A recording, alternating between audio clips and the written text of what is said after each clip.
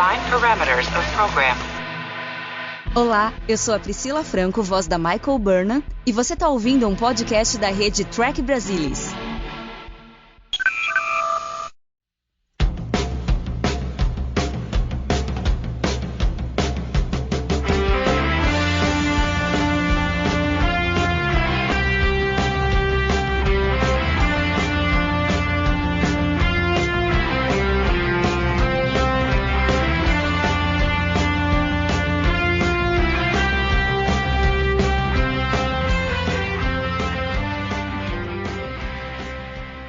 Soltar a metralhadora na mão do chimpanzé e começar essa gravação. Não, porque esse episódio não é de Paul Lynch. Não é, mas esqueceram, o chimpanzé estava com a metralhadora no episódio passado e esqueceram de recolher a metralhadora. Tinha que devolver o material bélico, ficou na mão do chimpanzé.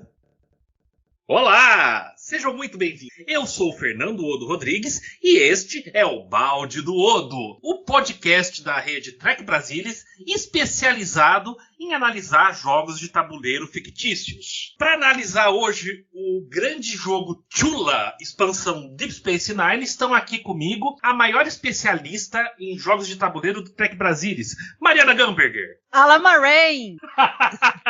Aquele que ia fugir do jogo de tabuleiro ao contrário do Quark, Morne Castanheira. Bom estar aqui, pessoal, e Alan Moraine. E, para finalizar, porque o jogo de Chula precisa de 4 jogadores, né? Então não dá para gravar com 3 igual foi o último episódio, né? Então tá aqui comigo meu querido amigo, que some no meio do episódio, Alexandre Bortolucci. Olá a todos, um prazer estar aqui com vocês novamente. Aí, brincadeiras à parte, vamos falar da pérola, daquele episódio que tem a cena mais incrível de todos os 7 anos de Deep Space Nine, segundo Nana Visitor e Iris Stephen Bear. Move Along Home, a pérola. So I'm one more thing and I'm done. One more thing. How could you leave out the single greatest moment in our show's 7-year history? And what the hell would that be? Oh my God, Ira. Huh? Oh wow, you know something? You have a point. Yeah. She has a point. Run the greatest moment in DS9 history. Alan Moraine, count to 4. Alan Moraine, count to 4. Alan Moraine, then 3 more. Alan Moraine, if you can see. Alan Moraine, you'll come with me. Alan Moraine, you'll come with me. E eu já vou começar falando pra vocês que eu não acho tão ruim assim, mas eu vou deixar vocês primeiro destruírem o episódio e a gente vai sacanear, e eu tenho muita coisa pra sacanear nesse episódio, pra depois eu falar por que eu não acho ele tão ruim assim. Vamos começar aí. Ale, o problema desse episódio é roteiro ou direção? Eu acho que o problema desse episódio é mais o roteiro. Direção, a gente precisa lembrar que quem dirigiu esse episódio foi o David Carson, né, que já tinha dirigido o Emissary e Dax, né, que 2 podcasts anteriores aí, e foram bons episódios. Eu já tinha comentado também sobre a ficha do David Carson, que já tinha feito bastante coisa bacana na nova geração. Então não acho que seja um problema de direção, não. Inclusive, se você der uma olhadinha na bibliografia desse episódio, né, nos sites especializados, as pessoas que trabalharam de fato no episódio, produtores, enfim, elogiam muito o David Carson, dizendo que a direção dele foi firme, né, que ele meio que tirou leite de pedra. Então eu acho que, de fato, o problema aqui provavelmente foi muita reescrita, né? O roteiro deve ter sido muito reescrito, você vê ali que falta um pouco de linearidade, mas assim, acho que o próprio conceito do episódio, né, não foi muito feliz, né? Eu não sei porquê, mas toda vez que eu reassisto esse episódio, eu fico com um gosto muito ruim, né, na boca, que me lembra muito aquela 3ª temporada da série clássica, né, que tem aqueles episódios horrorosos, o cérebro de Spock, enfim. Então, pra mim, cai mais ou menos no mesmo nível o roteiro, nesse caso. Acho que a gente vai ter oportunidade de falar bastante, mas eu acho que, né, respondendo a sua pergunta aí, o problema é mais de roteiro desse episódio. Vocês sabem que eu já comecei assim, não falei de plot, não falei nada, porque quando se joga Chula, todo mundo sabe que só crianças começam no primeiro chapter. Então a gente já começou direto no segundo chapter. Ô Ale, mas você falou um ponto importante aí do roteiro. Ele teve muitas reescritas. Pra vocês terem uma ideia, a primeira primeira versão do roteiro, ou uma das versões do roteiro, era que o jogo em si, o ambiente do jogo, que a gente vê o Sisko, a Kira, a Dax e o Bashir, não ia ser interno, ia ser filmado num ambiente externo, numa vila. E teria o caminho para eles seguirem, quase como uma campanha de RPG. E depois eles mudaram o ambiente interno. E outra curiosidade, esse, até o momento, é o segundo episódio mais caro da série desde o piloto, desde Emissário. O Michael Piller até comentou, eu achei com a minha experiência da nova geração que nesse ponto da temporada já dava pra gastar um pouco mais, que a gente economizou nos outros, que eram só episódios na estação, e eles estouraram o orçamento nesse daqui. Mari, você é a pessoa que eu conheço que mais entende de jogos de tabuleiro. Chula, é um jogo legal?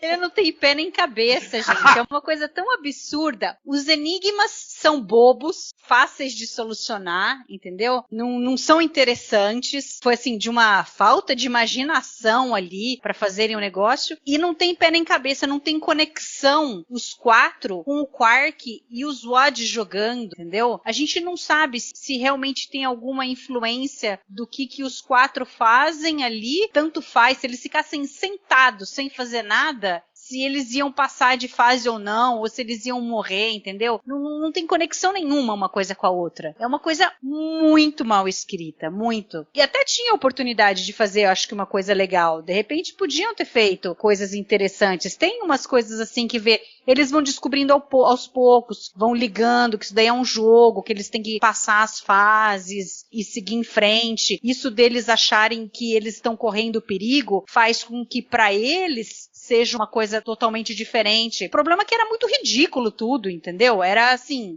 vergonha alheia total. Como? Não, Mari, como assim vergonha alheia total? Você tá falando como se no jogo eles tivessem que pular a amarelinha e cantar um jogral. Alan Rain. Não, e o pior é que a história do Michael Piller, e aí o roteiro é de um cara que, Frederick Rapport, que ele também escreveu Sanctuary, e da Lisa Rich e da Gianni Kerrigan Falsi, que escreveram não, são responsáveis pela história de Duet. Então você vê, se uma pessoa foi capaz de escrever Duet, ok, não sei o quanto também não se mudou, se realmente a história que elas propuseram foi o que foi escrito depois no roteiro, mas enfim, as pessoas, você vê, elas não são pessoas que não têm capacidade. Como é que escreve um negócio desse?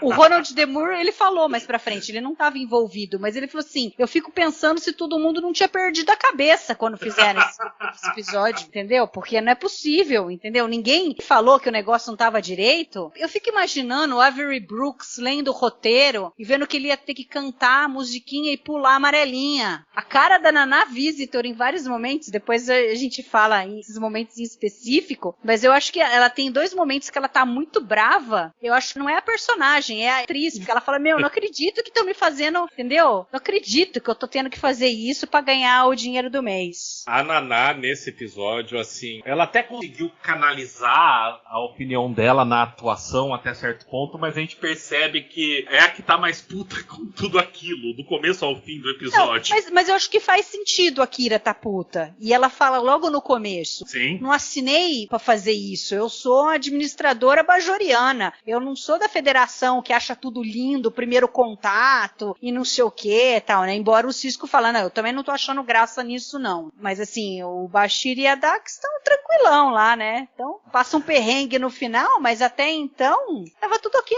nós estamos descobrindo os enigmas, tal, não sei o quê. Mas a Kira faz muito sentido, ela tá brava, né? Já que começou a falar, né, essa é uma cena, e a outra é lá, na hora que eles entram, que tá todo mundo bebendo, tem um cara que olha pra Kira e ri na cara dela, a hora que ela tá perguntando, né, mas o que tá acontecendo, tal, em vez do cara responder, ele ri na cara dela. Ela fica muito puta, ela pega a bandeja, joga no chão, entendeu? Eu imagino que a atriz ali canalizou toda a raiva dela no episódio naquela cena. A gente interpreta também em modo Covid, né? Como assim você tá rindo na minha cara sem máscara? Mas eu não diria que o Bashir tava de boa, não, assim, né? Porque Ô Castanha, é de boa você ir num primeiro contato sem estar usando o uniforme de gala? Ah, gente, deixa eu só falar de uma coisa Vai lá, que eu não tinha vai lá. reparado.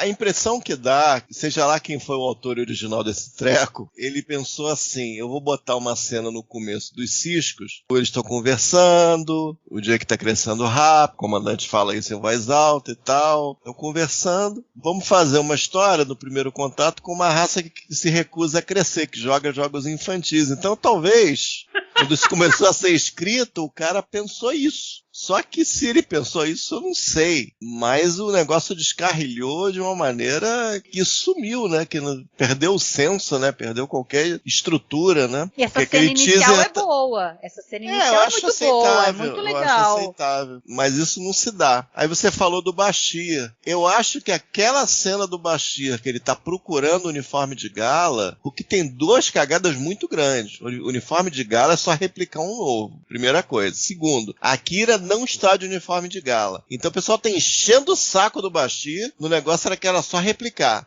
E a Kira não está de uniforme de gala. Mas existe Tipo assim, uniforme aquilo de ali gala é a bajorina? porta do inferno se abrindo, gente. Existe uniforme de gala bajorina? Existe.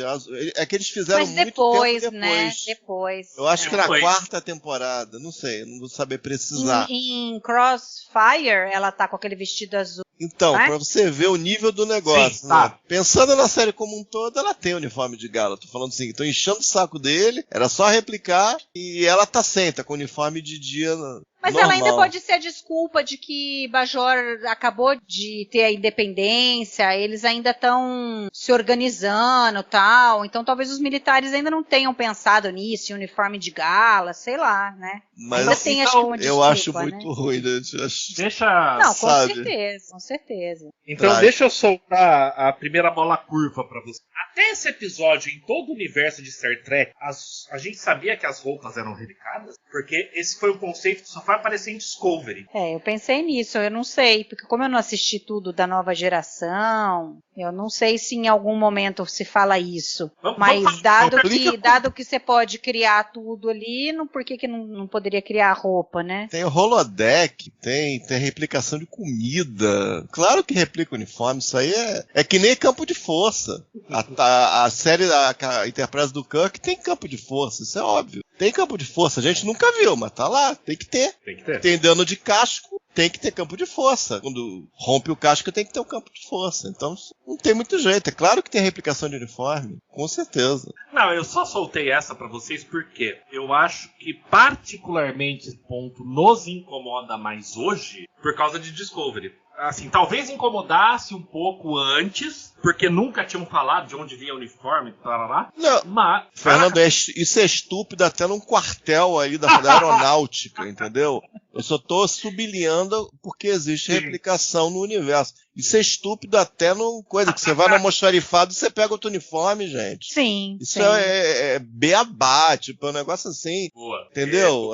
Quem escreveu isso aí é aquilo, parece que foi muito reescrito. Talvez até durante a filmagem, porque tem uns troços que Deus que me perdoe, né? Fala do Cisco, que ele dá a bronca nele, porque ele tinha acabado de falar pro Jake da importância do primeiro contato, como isso é a coisa amor da frota tal, e aí ele tinha que ter um payoff isso. E aí eles usam o Bashir, que nesse episódio é o vergonha alheia e amor, que tudo que acontece com ele, tem as 3 coisas a mais pra falar de vergonha alheia dele, e aí puseram ele pra ficar sem uniforme, pro Cisco dar bronca, entendeu? E aí é o coitado, que é o cachorro que chuta toda vez quando precisa fazer alguma gracinha e fazer alguém, sei lá, cara de palhaço, é o coitado do Bashir, né? A sequência de coisa que vem aí que é impressionante. O episódio é o topo dessa primeira temporada. Não me lembro se tem alguma coisa pior que vai aparecer do Bashir. Não, pra mim o pior foi no episódio passado, que eu não tava no podcast. Não, é muito ruim também, mas ele gritando, gente, o que é aquilo?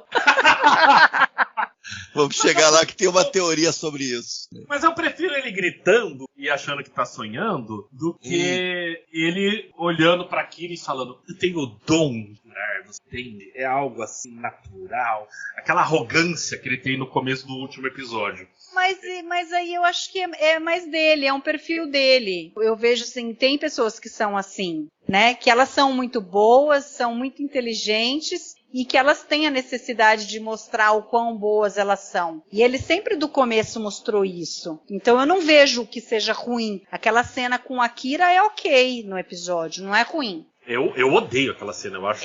Ele gritando gritando. E ele na parede, então? Na hora lá do Cielo lá, que um vai ser sacrificado, que vem aquelas luzinhas. A Kira e o Cisco encostam numa parede na lateral, a Dax na outra. Ele fica no fim do corredor na parede. Aí quando mostra na câmera, ele tá virado pra parede, com a cara pra parede. E aí ele vira, e aí ele faz uma outra posiçãozinha assim. É muito ridículo, gente. Bizarro, que isso foi... Nem sei o que dizer disso aí. A teoria é que tava tendo um sonho com a Dax. Aí ele foi acordado, aí ele tava doidão ali, aí o Cisco... Se emenda, rapaz! Toma jeito. É por isso que o shot só mostra ele assim em cima? Aí eu não sei se...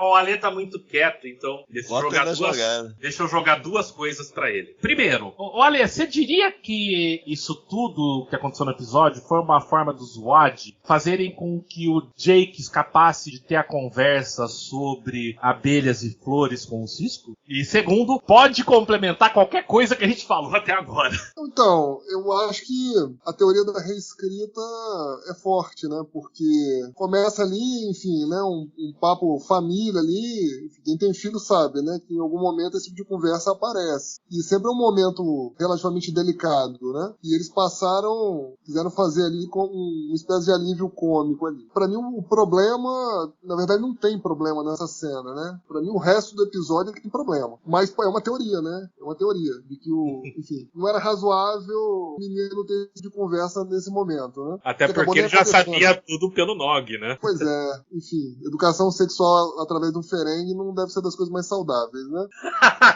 E qual foi a sua outra pergunta? Complementa qualquer coisa que a gente falou até agora. Mas é muito difícil complementar esse episódio, assim, sinceramente... Esse episódio é constrangedor, assim. Não, esse episódio é muito constrangedor. Vamos começar a falar sério. Ale, você acha que esse foi um episódio que mostrou, talvez de uma forma mais clara, os tons de cinza do Quark? Então, assim, Quark entrou num protagonismo nesses dois episódios que eu acho perigosos, entendeu? Esse protagonismo. Por quê? No episódio anterior a gente até comentou, não teve nenhum tipo de repercussão negativa pro Quark ter sido cúmplice de homicídio e cúmplice de rapto e sequestro, né? No episódio anterior. Dessa vez, não muito diferente, ele tá fraudando lá o jogo lá. Tudo bem que o estabelecimento é dele, mas enfim, ele tá dentro de uma estação bajoriana. Ele tá fraudando lá, teoricamente, um jogo de azar. Também não tem um tipo de repercussão. A única repercussão que ele teve foi a lição que ele levou lá. Mas assim, a pergunta que se faz é a seguinte: é isso que a gente quer ver em Jornada nas Estrelas, Deep Space Nine? Entendeu? É isso que a gente quer ver? Não, independente do personagem, Fernando. Sim, assim, eu não tô discordando de você. Eu só vou puxar um momento. É isso que a gente quer ver em Jornada nas Estrelas. Quando o Quark começa a implorar e fingir choro e abaixa embaixo da mesa, e aí o Falo e o Odo começam a olhar assim, cara, eu morro de rir nessa cena. Porque é muito ridícula. Eu fiquei constrangido. Essa cena, eu me sinto assim, velho, como eu gosto de dizer. Pois é, eu entendo a tentativa de motivação de criar uma comédia ali, mas, cara, infelizmente o tiro pra mim saiu pela culatra. Faz muito pouco por mim essa cena, assim, como a maioria das cenas do episódio. Assim, vamos falar sério, até a caracterização ali, cara, dos alienígenas ali, dos WADs ali, pô, os caras com tatuagem na testa, cara, pô, parece uma gangue isso, cara, mexicano, pelo amor de Deus, cara. Ah, cara. E eles batendo os pauzinhos atrás quando estão no jogo. Se vocês repararem bem, as instruções pros extras, parece que eles estão sempre, a instrução foi assim, ó, sempre dá uma risadinha, sempre faz uma cara de que não tem nada a ver com nada. Não. Porque o trabalho do fundo é muito pera. estranho, gente. Deixa eu falar mal do trabalho do David Carson nesse episódio agora em uma ceninha. Não, eu tô falando dos extras, porque tem uma certa consistência nisso, é muito estranho, gente. Ah, não, mas espera, isso é importante. Quando o Fallow, pela primeira vez, abre a caixa e aparece o tabuleiro do Chula, o Quark arregala os olhos, dá um sorriso e vai andando, e os outros membros da espécie, que esqueci agora o nome da espécie, Pode, vão andando junto, mas tem um deles que tá com o olho arregalado e com um sorriso, como se visse aquilo pela primeira vez, igual o Quark. Muito, os extras, meu Deus. Não, e aí eles começam a tirar os palitinhos e começam... Mas eu acho que o bizarro é que ele ofereceu aquilo pra comprar crédito, gente. E disse que pode usar pra qualquer coisa. Usar pra que palitinho, gente? Não dá nem pra colocar uma carne, um salsichão. Usar aquilo pra quê, gente? Meu Deus, que diabo aquilo? Sem contar a caracterização o próprio Fallon, né? Pô, a caracterização dele, pô, sei lá, cara, o ator, sei lá, não foi bem escolhido. O figurino dele, cara, ele com aquela cara de cafetão de segunda categoria, não dá, cara, não dá, sinceramente. Aquele bigode! Eu tô morrendo! Bigode é engraçado mesmo. Mas aí vamos ser polêmicos, vai? Eu vou cutucar agora a Mariana. Nossa. Cucu, sem ser de palitinho, por favor. Não, é algo pior. Vamos lá, se a gente esquecer... Bom, a gente sempre esquece do Move Along Home quando a gente olha de Space Nine como um todo, né? Aquele episódio é melhor esquecer. Mas, até esse momento, não tinha sido mostrado a forma como os bajorianos batem palmas.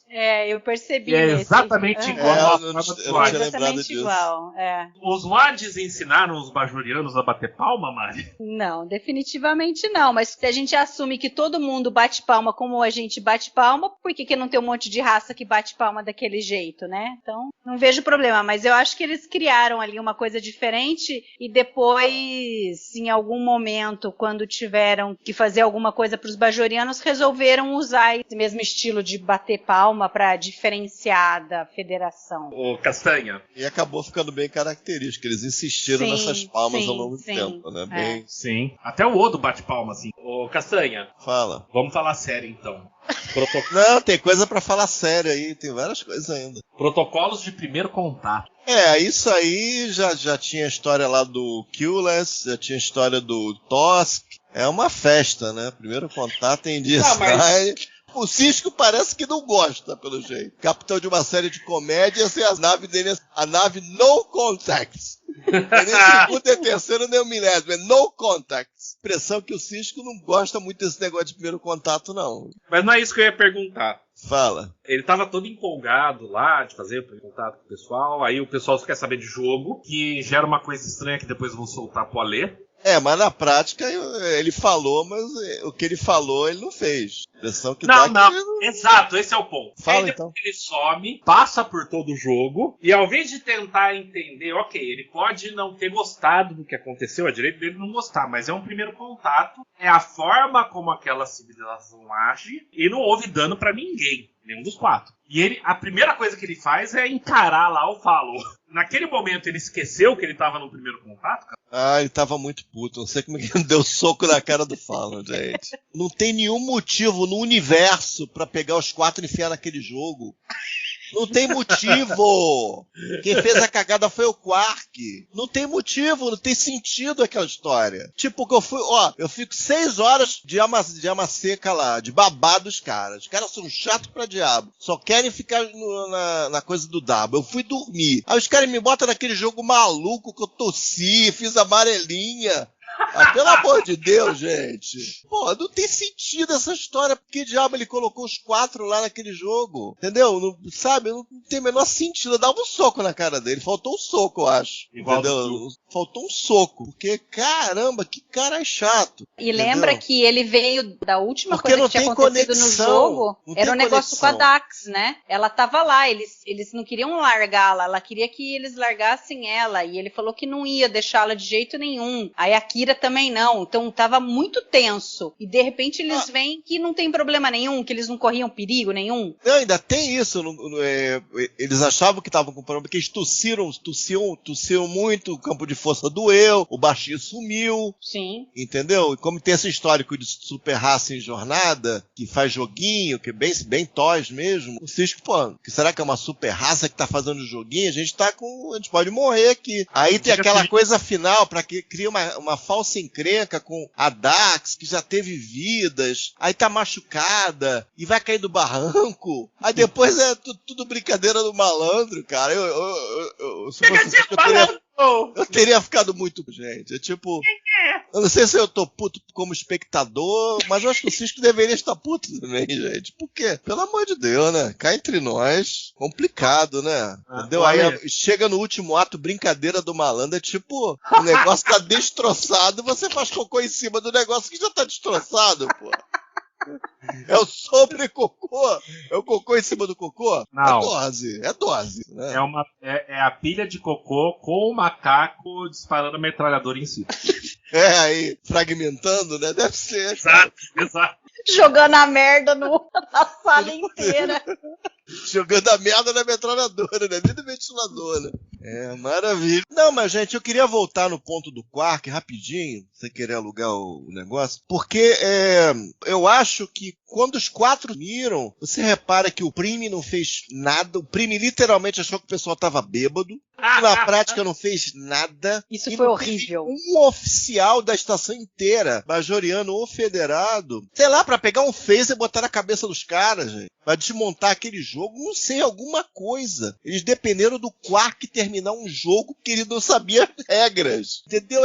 É muito bizarro. É muito bizarro. Ele não funciona dentro e não funciona fora. Por isso que é um episódio tão esquisito, que eu acho tão ruim, porque o jogo não funciona dentro e não funciona fora. E o console é que tem pouca tecnobaboseira. Não tem. Porque se tivesse, talvez fosse da pior, nem sei. É complicado mesmo esse episódio. Olha, a gente sabe, pelo restante da história, o que acontece no quadrante gama. E os bodies são do quadrante gama. Você acha que uma espécie que só quer saber de jogar ia sobreviver ao domínio? Então, Fernando, isso é o tipo de pergunta que é impossível de responder, né, cara? Porque os Wards não apareceram mais nenhuma vez na série inteira, né? É tipo assim, como você encaixa esse episódio de forma geral, né? Vamos dizer assim. Como você encaixa esse episódio na mitologia de Space Nine? Não encaixa, é inencaixável, entendeu? Por isso que eu falo. Parece que esse episódio é um episódio perdido da série clássica lá da 3ª temporada, né? Quando o negócio já tava ladeira abaixo, entendeu? Eu acho que é completamente fora de contexto. Não parece com nada que apareceu antes na série e não parece com nada que vai acontecer depois.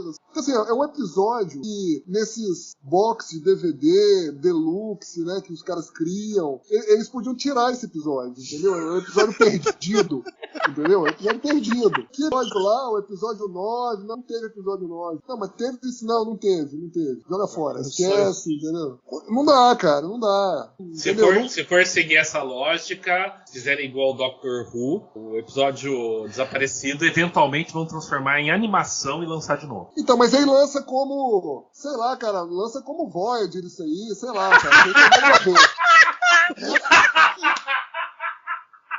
Ai, Deus. Ai.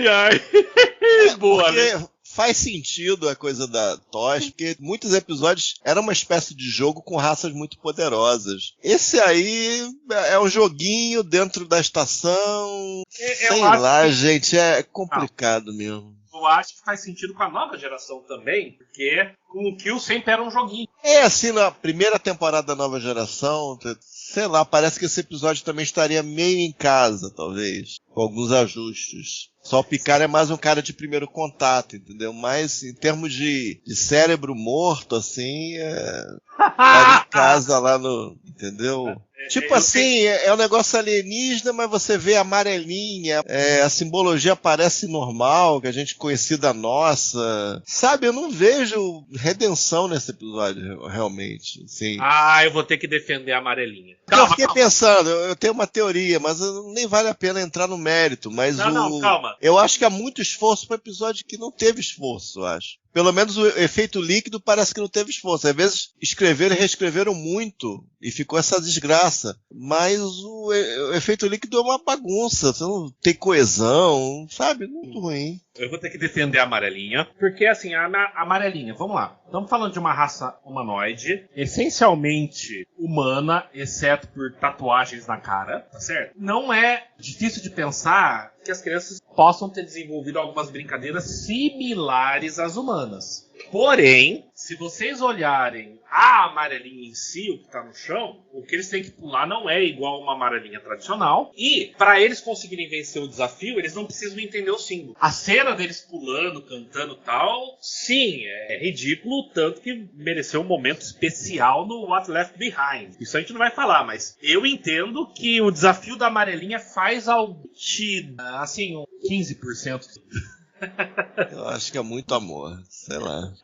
Não é amor. Aí deixa eu colocar então já a minha opinião. Já há algum tempo conversando e eu já falei que eu ia ser o do contra aqui. Não, Move Along Home não é uma obra-prima. Longe de ser isso, mas tá longe de ser o desastre que vocês pensam. Acho que às vezes vocês racionalizam demais quando assistem o episódio. Esse é um episódio que, quando eu assisto, eu me divirto. Eu não, fico constrangido. Eu me divirto, eu dou risada. Assim, então, vamos lá. Pra mim, funciona. Eu não acho que ele é um nota -5, por exemplo. Eu vou dar 2 estrelas pra ele? Jamais. Mas eu não acho ele tão catastrófico assim. Vamos lá, é uma péssima coisa pra falar, mas se aplica pra esse episódio. É o episódio filme do Michael Bay, sabe? Ale, sabe quando você vai assistir o filme do Michael Bay, qual é a regra? Qual? O que ele corta muito, né? Não. Quando você, Ale, vai assistir um filme do Michael Bay, qual é a regra que você tem que lembrar antes de sentar na sala de cinema e assistir, sabe? Tentar não ir assistir. Você desliga o cérebro. Exato, Ale, desliga o cérebro. É um episódio só pra se divertir. Como diversão, acaba funcionando pra mim, pelo menos, tá? 2 coisas pra mim que se salvam, que foi uma das perguntas que fiz, eu acho que é um episódio que mostra as cores do Quark. Sim, ele é um filho da puta. Ele tentou trapacear lá pra recuperar o dinheiro dele, do Odd.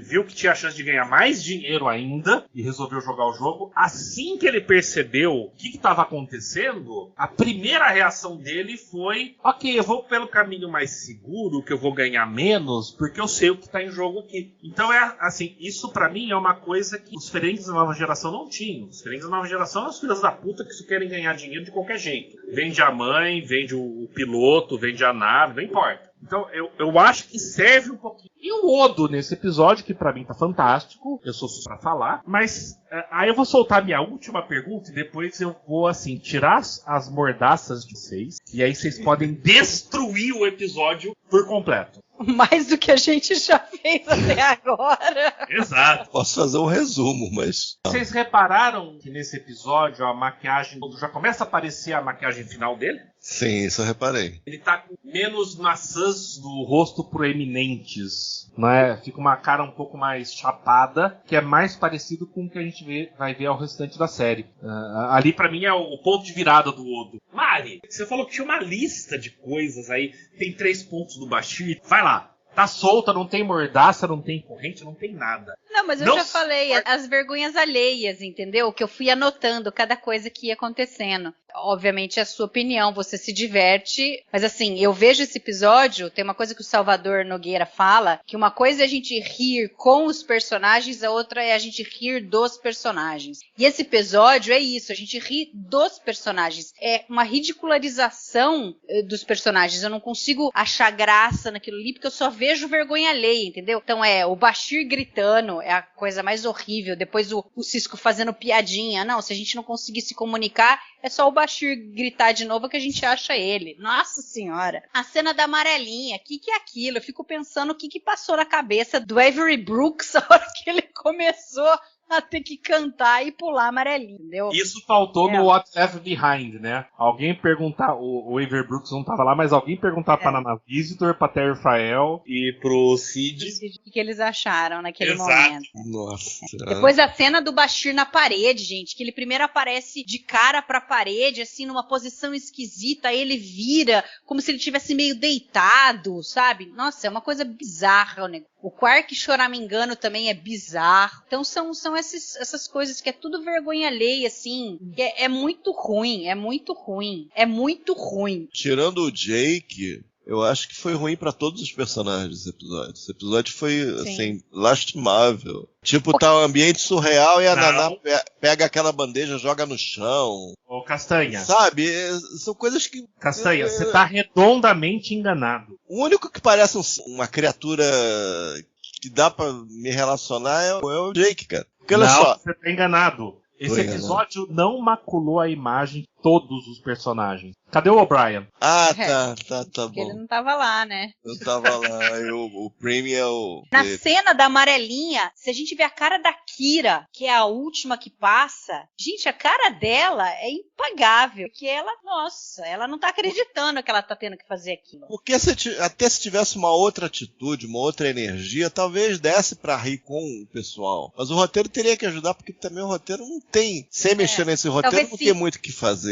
Porque talvez a gente não tem... Se eles tivessem sido convidados a jogar, e aí eles soubessem que isso era um jogo, de repente se tivessem uns enigmas interessantes, que daí eles tivessem que trabalhar junto pra descobrir, seria obviamente um episódio completamente diferente, com uma proposta até com uma totalmente energia diferente, né? Mas eu acho que seria muito melhor. Curiosidade, assim, coisas o protocolo... engraçadas, mas do jeito que colocaram, que é um jogo de vida ou morte, que é uma lição pro Quark, que é juntada, como eu falei, de maneira arbitrária, que não tem sentido nenhum juntar. É muito difícil. Eu acho muito difícil. O jogo não tem regra. É pouco imaginativo, né? Você percebe que eles devem ter gasto alguma grana. Parecia que era ainda mais complicado aqueles anteriores. Era mais elaborado. O episódio foi caro, realmente. Aparentemente. Foi. Mas, é o segundo mais caro até agora. Exatamente. Mas é difícil. Até em porque direção. Esse que a gente ri, que a gente se diverte, eu acho que tem uma energia diferente. Esse não tem aquela certa energia que você meio que vai no ritmo, né? Esse é difícil mesmo, que parece que é ruim pra todos os personagens, né? Parece que não salva um, é complicado mesmo. Não, até em direção, ô Castanha. Se você parar pra pensar...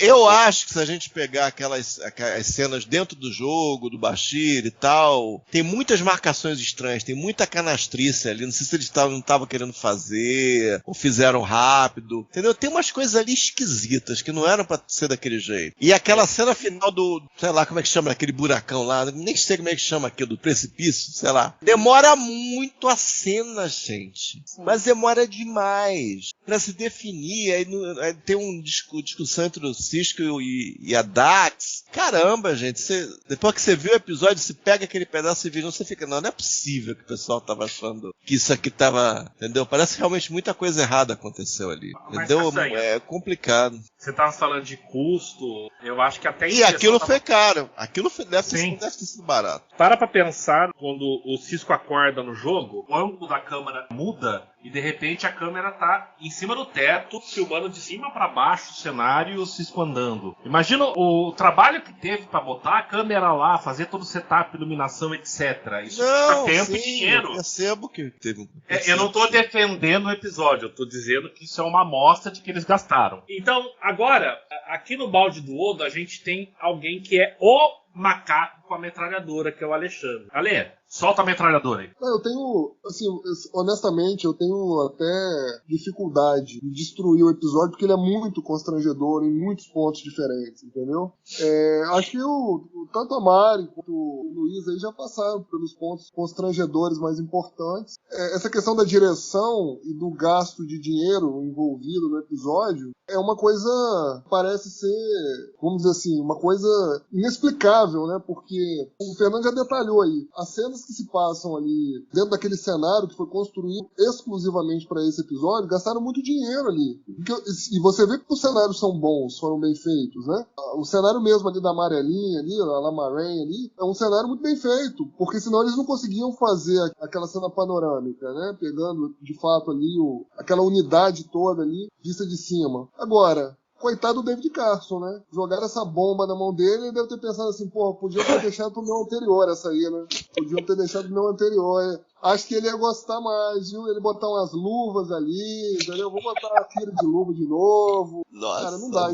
Esse episódio não dá. Muito, inclusive, me constrange estar aqui fazendo podcast sobre ele, entendeu? Eu queria esquecer esse episódio, né? Mas nunca vou conseguir esquecer. Eu fiz um podcast pra comentar sobre ele, né, cara? Ele é pior do que eu lembrava, eu acho. Eu tava achando que ia ser... É legal, vai dar uma risadinha, mas ele é terrível.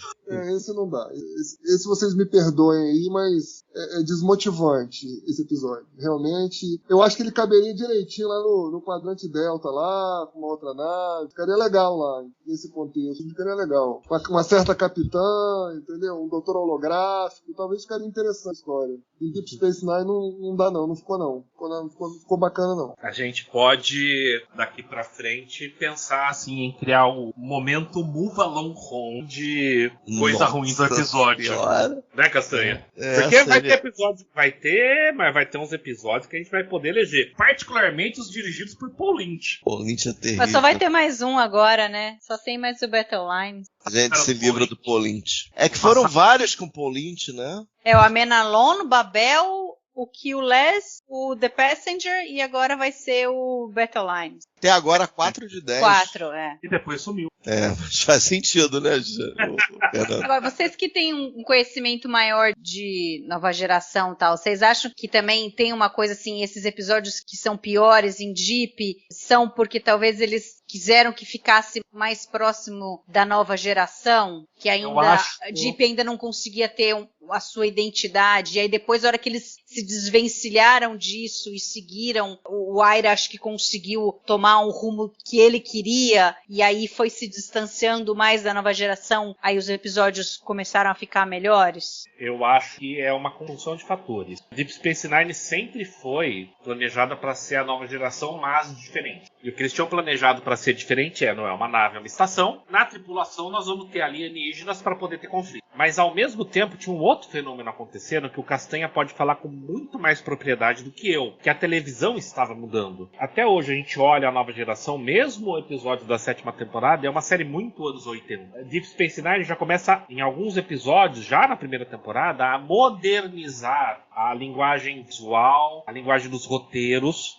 Então eu acho que a gente sente essa variação não só por o roteiro quer ser parecido com a nova geração. Eu acho que os roteiros tinham que ser como a nova geração, mas estava tendo uma evolução na linguagem televisiva exatamente nesse momento. Castanha, tô falando besteira? Eu acho que não, mas a grande mudança foi quando o Deep Space Nine acabou, né? Teve uma mudança muito grande na época que ela acabou. Mas Twin Peaks, por exemplo, é de 91. Não, eu tô falando, estava tendo mudanças sim, mas a mudança maior foi a partir do fim de Deep Space Nine. Sim. Por exemplo, Enterprise teria que ser uma série muito melhor do que foi, talvez. Ou uma série muito melhor, mais bem pensada do que foi. A Enterprise que ficou uma série relativamente defasada, porque a TV mudou muito em muito pouco tempo. Eu acho que eles até ainda estavam se livrando da maneira de fazer as coisas da nova geração para ter a sua própria identidade. Direção, eles começaram a explorar mais aos poucos, mexer com algumas coisas aos poucos, explorar mais a estação. Faz sentido que a gente reclame tanto desse começo. Realmente, eu acho que a gente vai ver episódios mais bem dirigidos no final, né? Os 2 últimos. Eu acho que até alguns antes, porque eles estavam tentando chegar à identidade e fazer uma produção mais consistente. Como é que eu vou colocar? Não só de direção, não só de apresentação, mas também fazer coisas que lembravam muito diretamente a nova geração. Então isso também foi repensado ao longo do tempo. Eu acho que pega a segunda temporada, o que eles estão fazendo, que a TNG fez na 7ª, você já começa a ver que Deep Space Nine está começando a fazer coisas diferentes, mesmo assim, sem ter arco, só apresentar as coisas, né? Já está começando a ser um pouco mais criativo e eventualmente só melhorou ao longo das temporadas. Mas, independente de qualquer coisa, realmente esses episódios, esses 10 primeiros, em termos de apresentação visual, de direção, eles me parecem piores do que eu me lembrava. É claro que tem um tempo também correndo aí, né? Mas, e foi bom Alexandre trazer essa coisa do Paul Lynch, foi uma coisa importante de ver, marcar esses episódios, né? Tá pra diferenciar. Tipo, é diferente, o Nagus é o próximo, olha, o David Livingston dirigindo, com certeza é muito diferente do que foi apresentado aqui com o Paul Lynch. David Livingston é um diretor bom, dirigiu grandes episódios e tal, e dirigiu bastante. Então é interessante observar o David Livingston também. O James Connell dirigiu duets, dirigiu na série Evil, dirigiu outras coisas, no começo da série, acho que até a 4ª temporada, eu acho. Também importante, fez coisas diferentes. Eu acho que isso a gente vai observando com o tempo, mas que a lembrança que eu tinha que era mais bem apresentado do que de fato é, pelo menos que a gente está vendo agora, isso é fato. Antes de eu perguntar pro Ale o que ele acha da Mari, só uma informação importante, tá? Essa é a última aparição do tenente George Prinning. Significa que o Odo ficou tão puto com ele que colocou ele numa airlock, que jogou pro espaço ele. Literalmente. O Castanha comentou bem, entendeu? Aquela cena, a hora que o Odo chega no Ops, e ele fala assim, você não tá sentindo falta de nada? Você não acha que aconteceu nada, não? Ele dá umas risadinhas, assim. É horrível a cena, entendeu? É terrível a maneira como ele reagiu, né? Não, acho que eles, sei lá, é aquilo lá, tão bêbado, ficaram até tarde lá na festa. Como que pode? O cara no episódio anterior tava super preocupado com a segurança do carregamento que ia chegar, achando que o Odo não ia dar conta das normas da federação e tal. E aí, de repente, a Kira não aparece, a Dax não aparece, o Sisko não aparece e ele tá lá, dando umas risadinhas no Ops, como se nada tivesse acontecido. Quer dizer, é muito ruim. Não é à toa que desistiram do personagem, porque cagaram nesse episódio. No outro, que foi interessante, que aliás foi o que salvou o episódio, não é que salvou o episódio, foi a única coisa que se salvou do episódio foi a relação do Odo com o Primin. Nessa, eles destruíram e sacramentaram o fim do negócio, e aí só vai voltar lá com o Eddington. Mesmo estilo de relação, Fernanda, mas muito melhor. Agora eu escrevi um negócio que eu mandei pro Murilo. Uma pergunta: faz sentido o Odo ser sensível à luz? Eu pensei nisso no momento que eu vi a cena. Eu acho que faria sentido no primeiro segundo ou 2, vamos lá. Porque ele pode se adaptar de alguma maneira, né? Então, exatamente. Né? Que foi meio o que aconteceu no episódio. Você vê que ele é surpreendido com a luz, ele foge dela, se apruma e a enfrenta. E aí volta pro Quarks Bar. Da forma como foi mostrado, faz um certo sentido. Devia ter um efeito ótico ali, talvez, né? Mudar alguma coisa, né? Se tivesse dinheiro, né? Dinheiro eles tinham, foi o episódio mais caro. Mas acho que na época os efeitos do Odo ainda eram proibitivos, pelo que a gente está acompanhando. Sim. Talvez fossem beirando o proibitivo. Mas, talvez. Eu pensei nisso, eu assisti o episódio hoje de novo, e eu acho que já é a 5ª ou a 6ª vez que eu reassisto o Alone Home, e cada vez que eu assisto eu me demais. Que coragem! Ô Ale, o que você acha do que a Mari falou sobre episódios piores estarem tentando emular a nova geração? E já aproveito para você dar suas considerações finais e sua nota para o episódio. Então, eu acho que neste caso específico a gente já estava bem longe, né, da primeira, segunda temporadas ali da nova geração. Foi em 1987, 1988 ali. Então a gente já estava aqui em 1993, então já tinha aprendido, né, o que dava para fazer e o que não dava. Eu não concordo muito com essa teoria. Eu acho que no ritmo, né, que eles tinham que fazer, a quantidade de episódios que eles tinham que fazer, a gente precisa contextualizar também. Em 93 parece que houve uma greve de roteiristas, né, em Hollywood. Então acho que foi uma junção de muitas coisas, né? Eles também estavam correndo atrás de uma nova série, que competia diretamente com a nova geração. Então acho que eles quiseram dar uma ousada também. Mas assim, de qualquer forma, é inexplicável um episódio desse pro ar. Não sei. Ninguém assistiu isso depois, não, na pós-produção? Possível. Mas aí, Ale, aí tem a velha máxima. Depois que tá gravado, vai pro ar. Já gastou dinheiro com isso, vai pro ar. Não, mas aí o cara requenta, corta diferente, entendeu? entendeu? Pega umas cenas que eles não utilizaram, que tem muita coisa que provavelmente eles gravaram que não foi utilizada, entendeu? Não dá, cara. É o que eu comentei no episódio anterior. Eles gastavam muito dinheiro, cara. A Paramount dava muito dinheiro pra produzir Jornada nessa época. É inadmissível um episódio desse, sinceramente. Minhas considerações finais são essas. É inadmissível, a nota é 0, horroroso esse episódio. Como eu falei, tá no mesmo nível de alguns episódios ali da terceira temporada da série clássica, da primeira e segunda temporada da Nova Geração, tá no mesmo nível das 7 temporadas de Voyager e etc.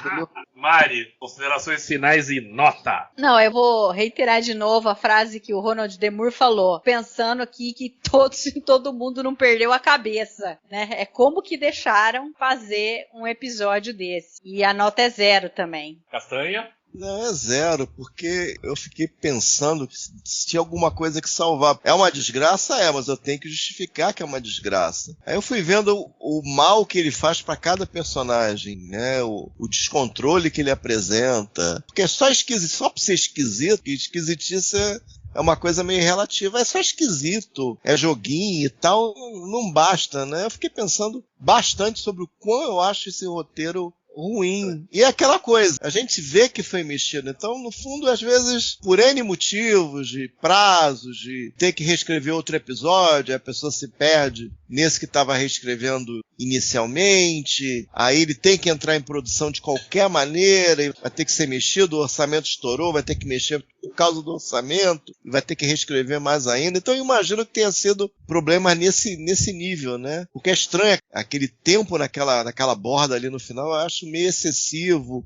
entre outras coisas. Então, se não for o pior episódio da série inteira, tá muito perto. Na minha cabeça, talvez só o Profit and Lace da 6ª temporada seja similar, entendeu? Mas aí tá perto, mas forte competidor para pior de todos, né? Dá pra até estabelecer o prêmio Move Along Home pra uma coisa desgraçada, feita em outros episódios, provavelmente. E a nota é 0.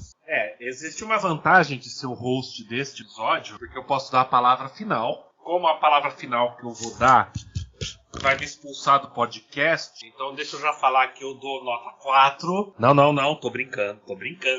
Gente, eu dou nota 1 para esse episódio. Como eu falei, ele tem um monte de temas, mas eu acho que tem alguns outros episódios que também tem problemas e a gente acaba valorizando demais. Por exemplo, Dax. Tá? Dax eu acho um episódio insuportável de assistir. Star Trek, discute questões. Pode ser, mas pra mim é chato. Extremamente chato. Então, assim, pra mim é um episódio nota 1, que faz com que Move Along Home tenha a glamurosa nota de 0,20. Nossa. 1/4 de estrela, né, Castanha? Caraca. 1/4 de estrela a mais do que merecia. Provavelmente. Não, pode ser.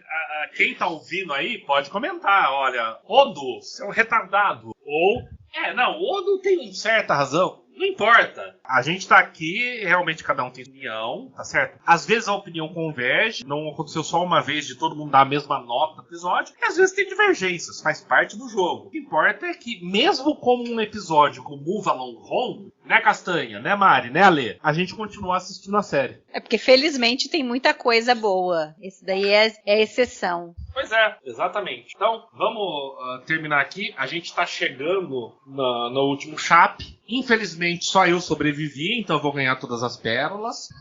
Nossa. Porque só eu dei nota pro episódio, entendeu? Vocês deram 0, então morreram.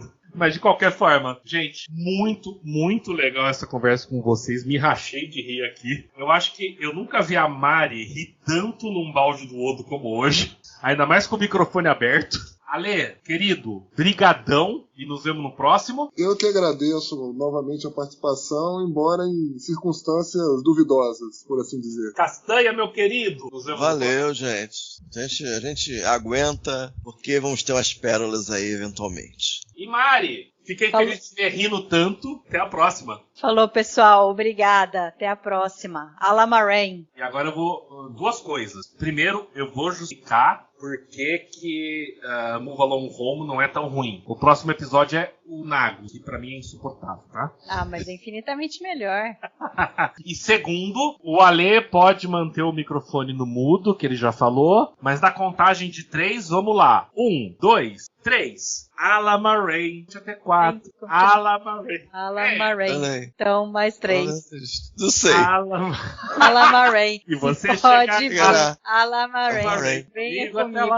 Não, em português é horrível. Em português é horrível. Melhor em inglês. Mas você traduziu. Então cantar assim, falar assim em inglês. Não, eu cantei em português. Então, eu cantei em português. Não, você mudou a letra. Ah, eu peguei da legenda que tinha. Eu Nossa, posso desligar tá aqui? horrível,